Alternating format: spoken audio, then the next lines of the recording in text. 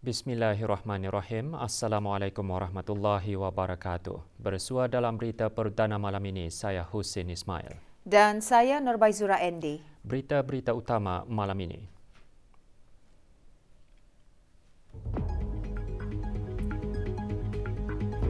$2,012 kes baharu jangkitan COVID-19 dicatatkan hari ini.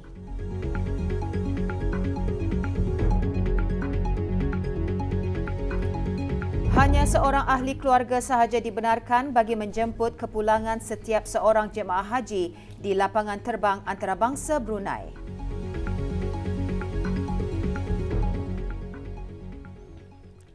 Dalam masa 1 minggu kebelakangan, jumlah kes COVID-19 yang dilaporkan di negara Brunei Darussalam adalah pada kadar purata kira-kira 1,667 kes setiap hari.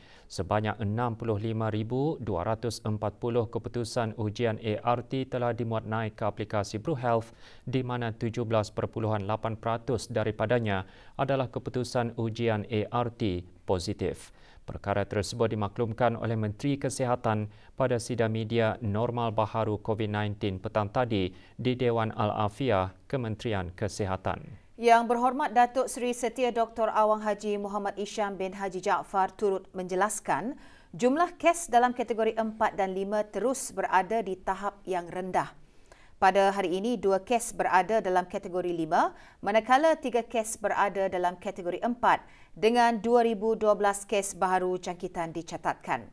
Menyertai sidang media, Yang Berhormat Pihin Udana Khatib Datuk Paduka Seri Setia Ustaz Haji Awang Badaruddin bin Pengarah Datuk Paduka Haji Awang Othman, Menteri Hal Ehwal Ugama. Seperti mana dalam masa minggu-minggu sebelum ini, lebih 99% daripada kes-kes yang dikesan dalam masa 1 minggu kebelakangan telah dikategorikan di dalam kategori 1 atau 2 dan tidak memerlukan rawatan di hospital. Sehingga 11 Julai 2022, kadar liputan vaksinasi COVID-19 di negara Brunei Darussalam adalah seperti berikut.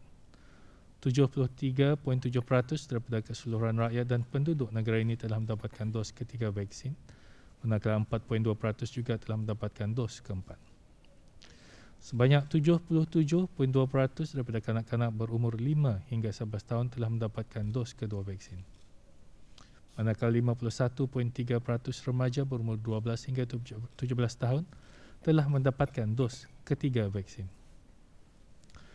Orang ramai adalah diingatkan untuk memuat naik keputusan ujian ART sama ada positif atau negatif ke aplikasi BruHealth untuk membantu Kementerian Kesihatan memantau situasi jangkitan. Menteri Kesihatan turut memaklumkan mengenai dasar bagi pelawat di hospital-hospital kerajaan yang dikemas kini. Hanya 2 orang pelawat saja dibenarkan bagi setiap pesakit pada setiap hari. Setiap pelawat adalah dikehendaki untuk mempunyai keputusan ujian ART yang negatif pada hari yang sama. Pelawat yang dikategorikan sebagai kontak terdekat atau mereka yang mempunyai tanda-tanda jangkitan adalah tidak dibenarkan untuk melawat walaupun keputusan ujian ART adalah negatif. Setiap penjaga atau pendamping pesakit hendaklah mempunyai keputusan ujian ART yang negatif pada hari yang sama. Sesiapa yang dikategorikan sebagai kontak terdekat atau mereka yang mempunyai tanda-tanda jangkitan adalah tidak dibenarkan untuk menjadi penjaga atau pendamping pesakit walaupun keputusan ujian ART adalah negatif. Ibu-ibu yang akan bersalin adalah dibenarkan untuk mempunyai seorang penjaga atau pendamping.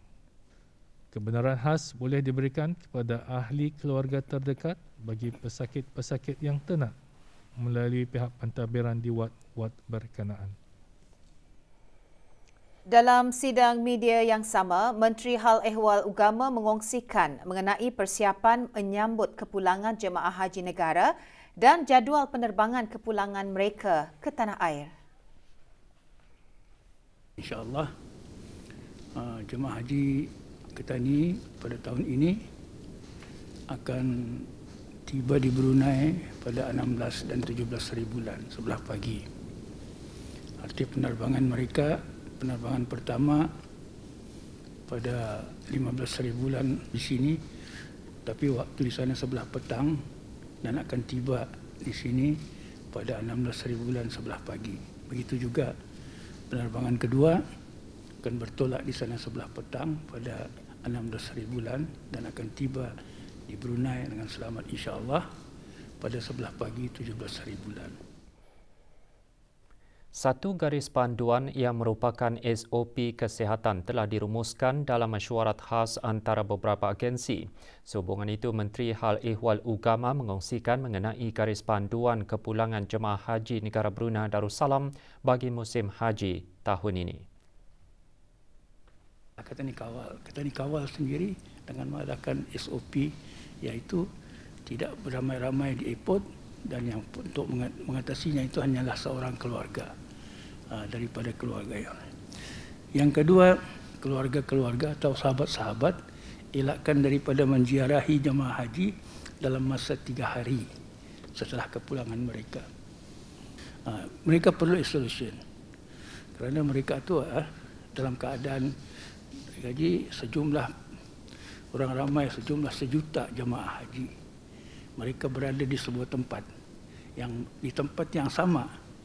Kemudian jemaah haji sendiri adalah juga tidak digalakkan keluar rumah untuk menghadiri majlis-majlis atau ke tempat awam dalam tempoh 3 hari. Jadi pendek kata mereka itulah dalam isolation lah, dalam kawalan lah, mengawal dirinya. Kemudian jemaah haji itu dikehendaki menjalani ART setiap hari selama 3 hari itulah. Hampir 400 graduan menerima sijil pada Majlis Convocation College Cosmopolitan ke-15. Ikuti bahan beritanya selepas ini.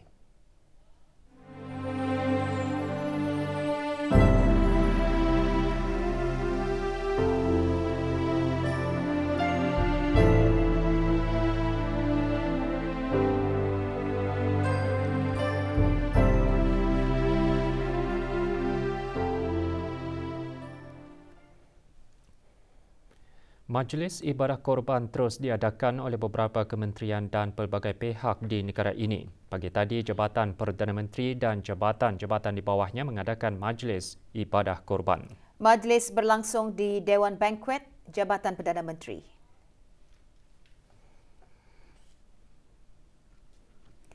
Pengagihannya disempurnakan oleh Yang Berhormat Pihin Datu Laila Raja Major Jeneral Bersara Datuk Paduka Sri Haji Awang Halbi bin Haji Muhammad Yusof, Menteri di Jabatan Perdana Menteri. Juga hadir Yang Berhormat Pihin Datu Sri Maharaja Datuk Paduka Sri Setia Dr. Ustaz Haji Awang Abdul Aziz bin Junaid, Mufti Kerajaan.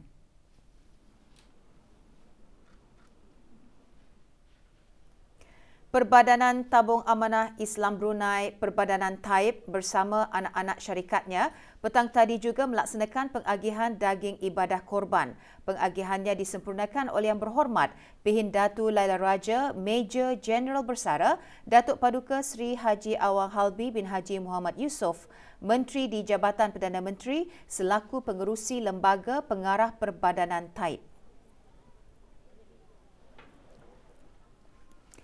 Majlis Ibadah Korban juga diadakan pagi tadi oleh Kementerian Kesihatan. Pengagihan daging korban disempurnakan oleh Yang Berhormat Datuk Seri Setia Dr. Awang Haji Muhammad Isham bin Haji Jaafar, Menteri Kesihatan.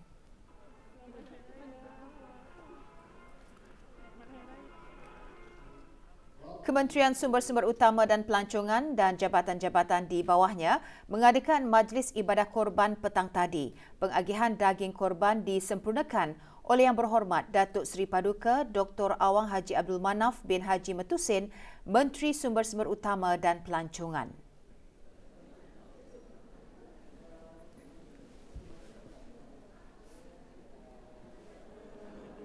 Sementara itu, Majlis Ibadah Korban Kementerian Kebudayaan, Belia dan Sukan dan jabatan-jabatan di bawahnya diadakan serentak petang tadi di 3 lokasi berasingan. Di Pusat Pembangunan Belia Tanah Jambu, penyerahan daging-daging korban disempurnakan oleh Yang Berhormat Awang Haji Nazmi bin Haji Muhammad, Menteri Kebudayaan, Belia dan Sukan.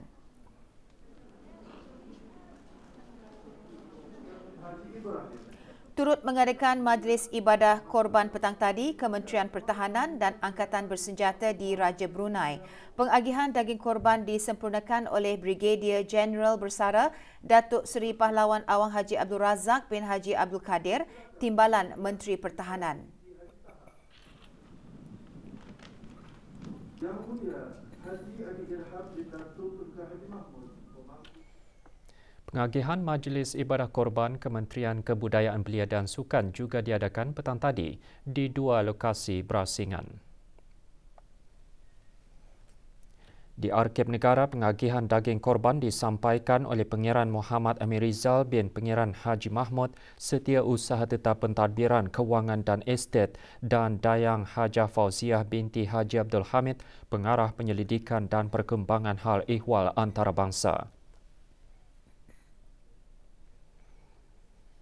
Pengagihan daging korban di Dewan Sarmayuda Dewan Bahasa dan Pustaka pula disempurnakan oleh Pengiran Haji Muhammad Hasnan bin Pengiran Haji Ali Hassan, Setiausaha Tetap Pengurusan Strategi dan Dasar, dan Dr. Dayang Siti Nurhalbi binti Haji Wasal Felah, Timbalan Setiausaha Tetap Kebudayaan.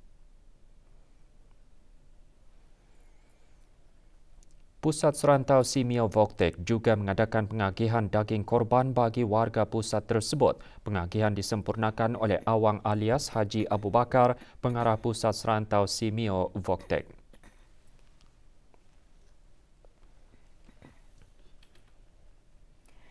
Umat Islam di negara ini terus memanfaatkan hari-hari Tashrik dengan melakukan ibadah korban. Pagi tadi, Pertubuhan Warga Amas juga mengadakan majlis pengagihan daging korban. Pengagihan disempurnakan oleh Pihin Orang Kaya Pendekar Alam Datuk Paduka Sri Haji Hasrin bin Datuk Paduka Haji Sabtu. Para penerimanya terdiri daripada 50 asnaf fakir dan miskin dan Jawatankuasa Pertubuhan Warga Amas serta ahli Warga Amas. Masjid Kampung Tanah Jambu dengan kerjasama Perundingan Kampung Tanah Jambu Salar juga mengadakan majlis seumpamanya. 6 ekor kerbau dikorbankan dan diagihkan kepada golongan asnaf fakir dan miskin serta penduduk kampung. Jawatan Kuasa Takmir Masjid di Kampung Bengkurung turut mengagihkan daging korban kepada 60 asnaf fakir miskin dari daerah Brunei dan Muara. Tahun ini 6 ekor kerbau dikorbankan.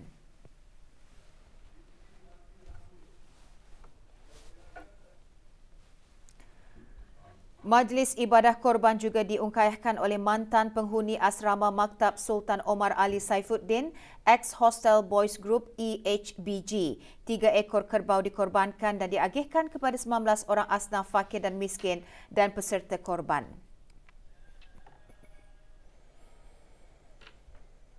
Majlis Ramah Mesra bersama rakyat dan penduduk di daerah Temburong sempena sambutan perayaan ulang tahun Hari Keputeraan ke bawah Duli Yang Maha Mulia Paduka Seri Baginda Sultan dan Yang di-Pertuan Negara Brunei Darussalam yang ke-76 akan diadakan pada hari Selasa 19 hari bulan Julai.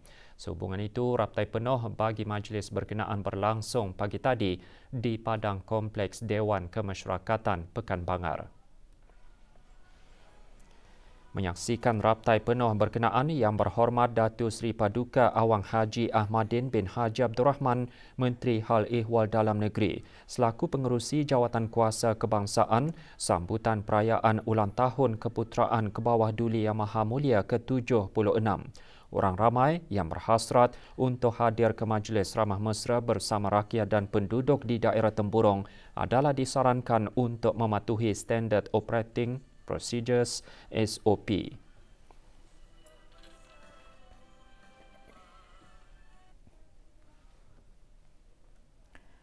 ...396 graduan menamatkan pengajian di Kolej Kosmopolitan Kosmo. Majlis penyampaian sijil berlangsung pagi tadi di Empire Brunei Jerudong.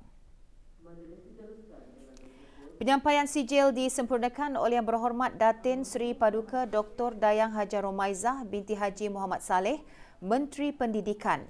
Para graduan terdiri daripada lepasan kursus perniagaan, teknologi maklumat dan media kreatif. Sejak tahun 2004, seramai 3,750 graduan telah menamatkan pengajian di Cosmo.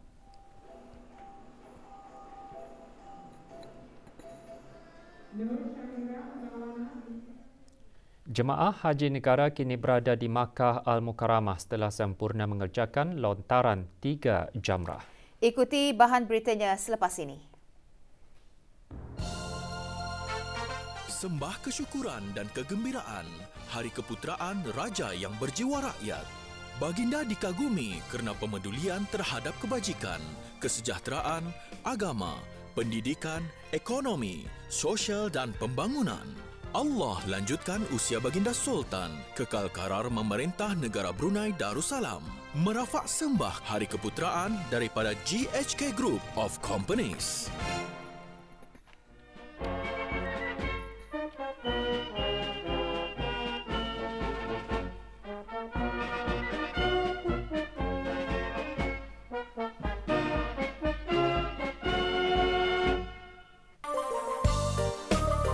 Daulat ke bawah duli Tuan Patik, sembah ucapan setinggi-tinggi tahniah selamat Hari Keputeraan ke-76 tahun ke bawah duli Yang Maha Mulia Paduka Seri Baginda Sultan dan Yang di-Pertuan Negara Brunei Darussalam.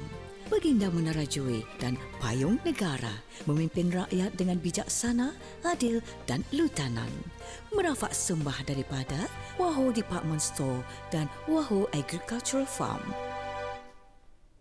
Kurnia limpah rahmat dan kemakmuran ekonomi, kesejahteraan rakyat dan penduduk dalam pemedulian ke bawah duli Yang Maha Mulia Baginda Sultan dan Yang di-Pertuan Negara Brunei Darussalam. Raja berdaulat, negara berkat, sembah taat setia daripada pengerusi ahli-ahli lembaga pengarah, ahli-ahli badan penasihat syariah, pengarah urusan, pegawai dan kaki tangan Bank Islam Brunei Darussalam dan anak-anak syarikatnya. Selamat Hari Keputeraan yang ke-76 tahun.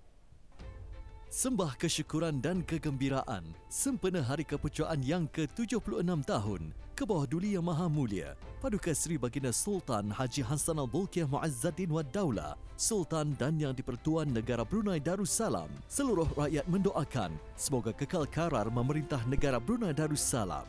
Merafakkan sembah daripada ahli-ahli lembaga pengarah, pihak pengurusan dan kaki tangan syarikat Total Energies EP Brunei BV. Dirgahayu Hari Keputeraan yang ke-76 tahun Paduka Seri Baginda Sultan. Allah lanjutkan usia Baginda dan semoga sihat sejahtera. Merafak sembah Ewon Brunei. Jemaah Haji Negara Brunei Darussalam kini berada di Makkah Al-Mukarramah setelah sempurna mengerjakan lontaran 3 jamrah iaitu Sughra, Wusta dan Kubra pada hari Tashrik 11 dan 12 Zulhijjah.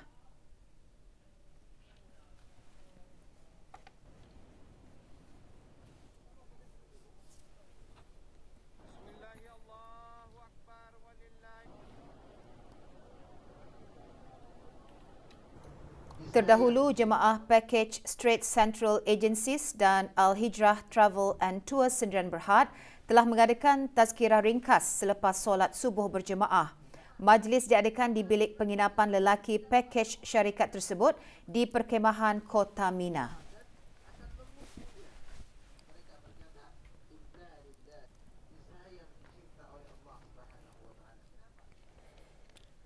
Kerajaan ke bawah duli Yang Maha Mulia melalui Pejabat Urusan Jemaah Haji Negara Brunei Darussalam di Arab Saudi sentiasa menitik beratkan hal ehwal Jemaah Haji Negara Brunei Darussalam agar segala perjalanan dan pekerjaan haji mereka akan berlangsung dengan lancar dan selesa. Laporannya bersama Haji Azizi Ahmad. Segala persiapan yang merangkumi tempat pengurusan kenderaan, tempat-tempat penginapan serta jadual permakanan untuk jemaah adalah menjadi keutamaan bagi pihak Pejabat Urusan Jemaah Haji Negara Brunei Darussalam Pentadbiran di Arab Saudi agar jemaah haji kita akan merasa selesa ketika mengerjakan ibadah haji, lebih-lebih lagi ketika berada di Arafah dan Mina. Beberapa orang jemaah yang sempat ditemu bual merasa cukup selesa dengan kemudahan yang disediakan. Menurut mereka, segala kelengkapan dari segi tempat penginapan dan tandas-tandas adalah jauh lebih baik dari tahun-tahun sebelumnya. Masa keberadaan di bumi Arafah, keadaan dari segi persediaan tempat tinggal, tempat solat, surau adalah amat baik sekali. Dari segi makan tidak ada masalah, dan juga dari segi tempat berudu dan juga tempat mandi, tandas lelaki semuanya adalah sangat baik dan sangat memuaskan. Syukurlah kepada kerajaan Kebawah Dunia sentiasa memanduli rakyat negara Brunei Darussalam yang menunaikan padu haji pada tahun ini.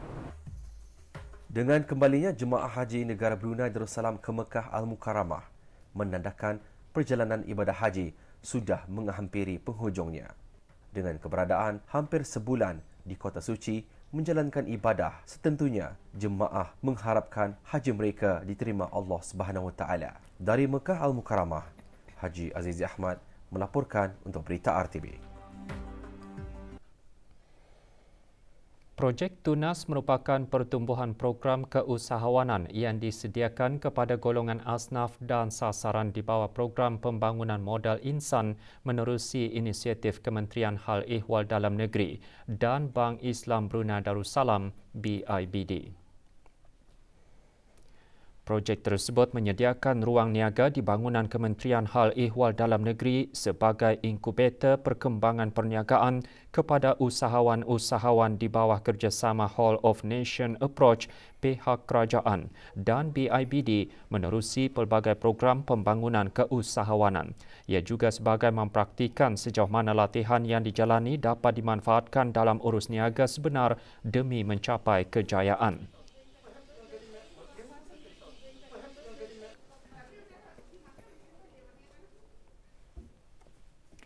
Pusat Pendermaan Darah Hospital Raja Isteri Pangeran Anak Saleha, Jabatan Perkhidmatan Makmal akan mengadakan kempen derma darah di sepanjang minggu ini.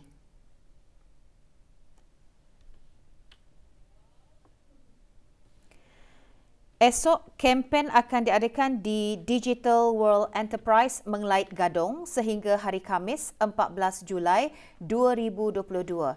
Kempen bermula dari pukul 10 pagi hingga 2 petang. Orang ramai juga boleh menderma darah di pusat pendermaan darah atau di tabung-tabung darah berdekatan semasa waktu bekerja bermula pukul 8 pagi hingga 11.30 pagi dan 1.30 petang hingga 3.30 petang.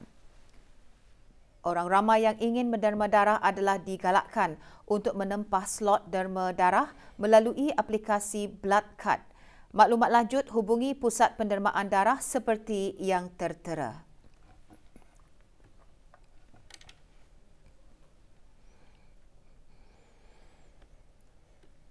Para pengguna Jambatan Sultan Haji Omar Ali Saifuddin disaran untuk sentiasa berwaspada dan mematuhi had laju berikutan keadaan cuaca aktif yang diramal berterusan sehingga hujung minggu ini.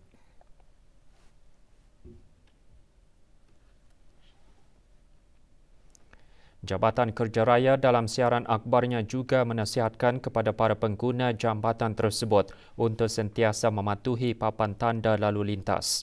Sebarang aduan mengenai jalan raya hubungi talian Darussalam 123 atau live chat talian Darussalam 833-3123 atau email pro@pwd.gov.bn.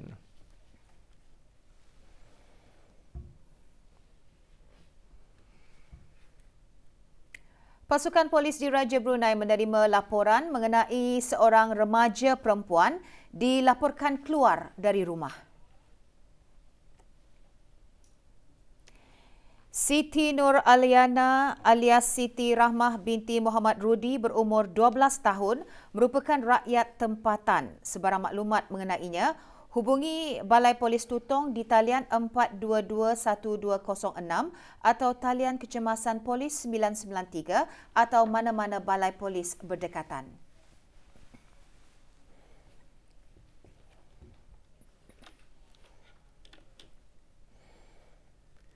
Beralih ke berita sukan, Piala Futsal Brunei 2022, Kasuka Arauda DDTFT, Almirez FC dan Kota Ranger menempah slot suku akhir setelah masing-masing menduduki tangga 2 teratas peringkat kumpulan B dan C. Kejohanan berlangsung di Dewan Serbaguna Bolkiah Garrison. Terdahulu, aksi pertemuan antara BIBD SRC dengan Kasuka Arauda bagi saingan kumpulan B agak sengit. Namun, berkesudahan Kasuka Arauda menang dengan jaringan 5-4 sekaligus menduduki tangga teratas kumpulan B. Sementara itu, DDTFT melangkah ke suku akhir setelah mengakhiri saingan peringkat kumpulan B di tangga kedua susulan kemenangan 3-1 ke atas RSFT.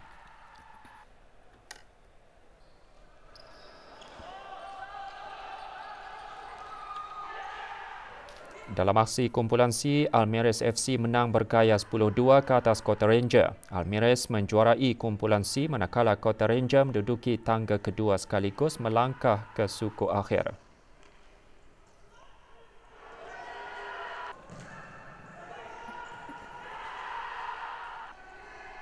Perlawanan akhir menyaksikan Silverets FT bertemu PES untuk melengkapkan saingan peringkat kumpulan C. Pertemuan berakhir dengan PES menewaskan Silverets 10-1.